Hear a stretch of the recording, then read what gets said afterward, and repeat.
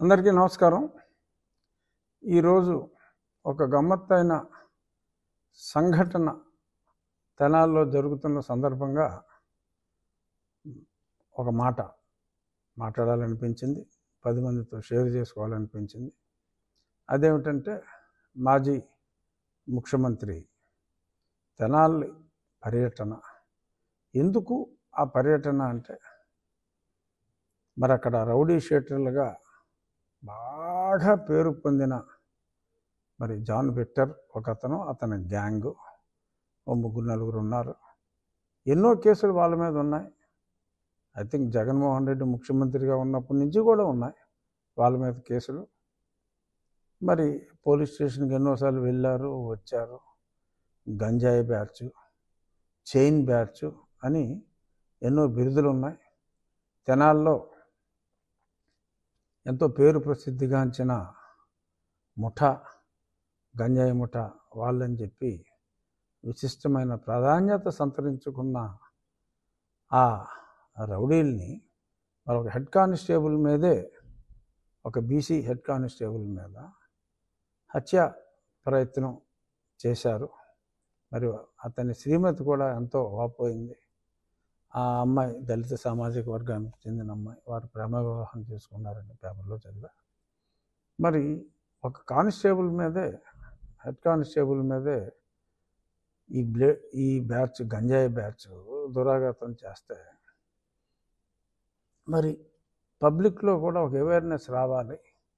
ఏదో చాటున వాళ్ళని దండించిన అలా అలా జైలుకి వెళ్ళటం రావటం ఒక అలవాటుగా మారిపోయిన ఆ దుండగులకి ఏ శిక్ష విధించినా తప్పులేదు. మరి పబ్లిక్లో ఓకే, చట్టపరంగా తప్పే. ఇలాంటి చోట్లే చట్టం, న్యాయం, ధర్మం అనేవి కూడా వస్తూ ఉంటాయి. అధర్మం ఏం కాదు, అన్యాయం ఏం కాదు, కానీ డెఫినెట్గా చట్టానికి కాస్త వ్యతిరేకమే పబ్లిక్లో అలాగా చేయటం. మరి ఒక డాక్టర్ని, సుధాకర్ని నడి రోడ్డు మీద కొట్టించిన వ్యక్తి అప్పటి ముఖ్యమంత్రి. మరి సుబ్రహ్మణ్యాన్ని పార్సిల్ చేసిన వ్యక్తిని మద్దతు ఇచ్చిన వ్యక్తి అప్పటి ముఖ్యమంత్రి. ఇలా ఎన్నో ఉన్నాయి. చాలామంది కూడా మాట్లాడినట్టున్నారు. ఆ విషయాల జోలికి నేను వెళ్ళను. కానీ ఈరోజు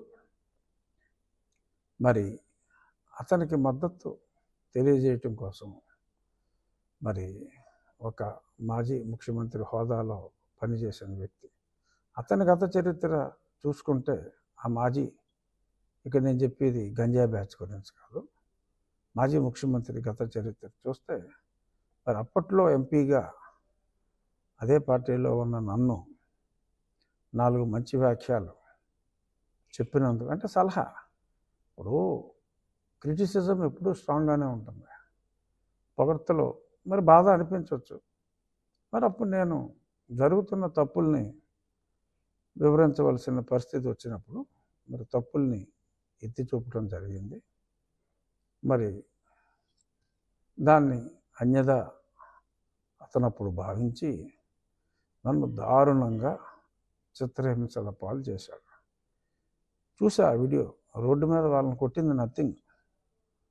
120 నుంచి 125 సార్లు నన్ను 5 విడతలుగా ఆ సునీల్ కుమార్ గారు పంపించిన బ్యాచ్ కొట్టారు. నన్ను జగనే పురమాయించాడు, అందులో ఏం డౌట్ ఏమీ లేదు.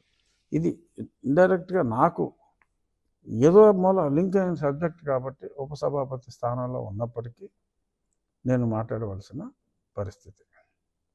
సో నన్ను ఎంత చిత్రవత చేశారు ఆ వీడియోలు అన్నీ కూడా ప్రజాబాహుల్యంలో ఉన్నాయి. మిలిటరీ హాస్పిటల్ క్లియర్ రిపోర్ట్లు ఇచ్చారు, అది అందరికీ తెలిసిందే. ఇప్పుడు ఎందుకు వచ్చిందంటే, మరి దెయ్యాలు వేదాలు వల్లించినట్టు అన్యాయంగా నన్ను కొట్టారు. ఇప్పుడు దారుణమైన గంజాయి బ్యాచ్ని మరి కొడితే పోలీసులు వాళ్ళ మీదే హత్యా ప్రయత్నం చేసిన వాళ్ళని, పైగా తగుదనమ్మా అంటూ పరామర్శకు వెళ్ళటం, లా అండ్ ఆర్డర్ని ప్రొటెక్ట్ చేయవలసిన బాధ్యత ప్రజాప్రతినిధులది. జగన్మోహన్ రెడ్డి ఇప్పుడు ముఖ్యమంత్రి కాకపోవచ్చు, కానీ ఒక ప్రజాప్రతినిధిగా పులివెందుల ప్రజలకి ప్రాతినిధ్యం వహిస్తున్న వ్యక్తి ఇలా గంజాయి చేసే బ్యాచ్కి నోన్ శిక్ష పడి జైలుకి కూడా వెళ్ళి శిక్ష కన్ఫర్మ్ చేసి వచ్చిన బ్యాచ్కి తన మద్దతు తెలియజేయటం, మరి ఇది దిగజారుడు ఓట్ల రాజకీయానికి పరాకాష్ట. సరే, ఈ ప్రయత్నంలో అతను గతంలో వచ్చిన ఆ ఓట్లు కూడా రాని పరిస్థితికి వెళ్తాడు. రాజకీయాల్లో ఆత్మహత్యలే తప్ప హత్యలు ఉండవని చెప్పి సామెతలు ఊరికే రాలేదు. ఇటువంటి వాళ్ళని చూసే వచ్చినట్టుంది తెలుగుదేశం పార్టీకి ఆర్ అన్ని రాజకీయ పార్టీలకి, ఒక్క యువజన శ్రామిక రైతు కాంగ్రెస్ పార్టీకి తప్ప ఈ రోజు ఎంతో సుదినం. ఎందుకంటే ఒక రాజకీయ నాయకుడు క్రిమినల్స్, ప్రజాకంటకంగా తయారైన క్రిమినల్స్ని పోలీసులు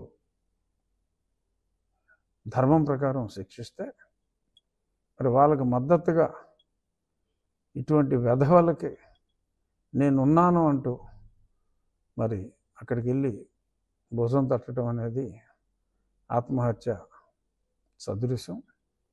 this is going to be political Waterloo. Anyhow, ఇక్కడ ఇంకొక యాంగిల్ కూడా నేను స్పృశించాలనుకుంటున్నా. ఒక నిందితుడు పేరు జాన్ విక్టర్. డెఫినెట్గా John Victor can't be a Hindu. I mean he can't belong to SC community as per the constitution. రాజ్యాంగం ప్రకారం మన సుప్రీంకోర్టు చెప్పిన దాని ప్రకారం కూడా మళ్ళీ కొంతమందికి డౌట్లు వచ్చి, నేను ఎన్నోసార్లు చెప్పా, మరి చాలామందికి డౌట్లు వచ్చినాయి. మన రాష్ట్రాల్లోనే కాదు, ఇతర రాష్ట్రాల్లో సుప్రీంకోర్టు కూడా తేల్చి చెప్పింది ఒకసారి మతం మారిన తర్వాత. మరి జాన్ విక్టర్ డెఫినెట్గా వెరిఫై చేస్తే తను బీసీసీఏ అవుతాడు. మరి దళితుడని చెప్పి మళ్ళీ రెచ్చగొట్టడం, ఇవన్నీ కూడా దిగజారుడు రాజకీయాలకి పరాకాష్ట. ఇక్కడ నేను గతంలో మాట్లాడిన అంశం ఈ అంశం కాబట్టి ఈ అంశాన్ని మరి నన్ను దారుణంగా హింసించిన వ్యక్తులు సరే ఏమీ చేయలేదు అని చెప్పి తప్పించుకోవాలని చూస్తున్నారు. సరే, ఆలస్యమైనప్పటికీ నో డౌట్ ఆలస్యమైంది. ఇప్పుడు వచ్చి సునీల్ కుమార్ని ఇంకా పిలవాల. బహుశా అతను వెనుకున్న, అతను ఊహల్లో సృష్టించుకున్న ఆర్మీని నిజంగా ఉన్నారని ఎవరైనా భయపడుతున్నారేమో నాకు తెలియదు. ఏదేమైనప్పటికీ ఇప్పటివరకు సునీల్ కుమార్ని పిలిచి విచారించకపోవటం డెఫినెట్గా అది సముచితం కాదు. బట్ ఎనీహౌ, చట్టం పరిధి ఎక్కువ, ఆలస్యమైనప్పటికీ న్యాయం జరుగుతుందనే విశ్వాసం నాకు ఉంది. ఏదో రామాయణంలో పిడకలు పట్లాగా ఆ టాపిక్ వచ్చింది.